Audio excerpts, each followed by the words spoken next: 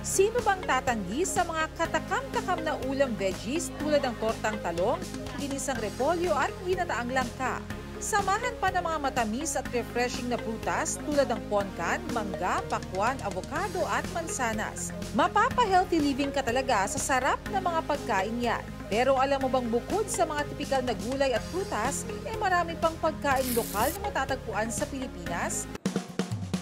Sa Gulay Pa More Food Fiesta sa Quezon City kamakailan, bumida ang iba't ibang pagkaing Pinoy na ang iba ay dito sa bansa lang makikita.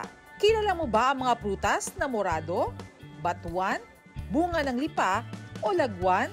Ang tibig, lipote at dungon?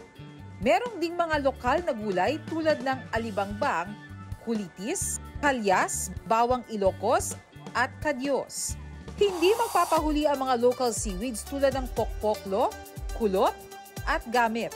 At samot-saring pampalasa na baka di nyo pa nagagamit. Sandamakmak din ang indigenous crops, pati na ang mga kakaibang recipe mula sa mga chef at food merchants. Si Patrick nauna ng tikman ng nut egg at creamy mushroom sandwich spread. Pero same yung lasa, mas malinamnam, creamy, tsaka alam mong masustansya siya.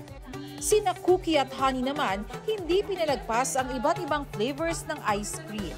Yung isa ay lipote cheesecake, tapos yung isa ay cacao kasoy crema, yung isa ay sampinit kalabasa seeds, balitenong coconut, kalingang pili, at panucha caramel crunch. Hindi lang simpleng ipagdiwang, kundi balikan dahil ang kalagayan ng mga katutubong gulay natin ay marami dito ay hindi nakilala at unti-unti nang naglalaho dahil sa iba't ibang mga salik. Layon din ang programa na isulong at ipakilala ang mga produkto ng sektor ng agrikultura at para na rin makatulong sa food security ng bansa. Dito kasi sa Pilipinas, we're experiencing food insecurity at kailangan natin punan ito. Bukod pa doon, we're losing so many parts of our food heritage. Para sa GMA Integrated News, Bernadette Reyes, Nakatutok, 24 Oras.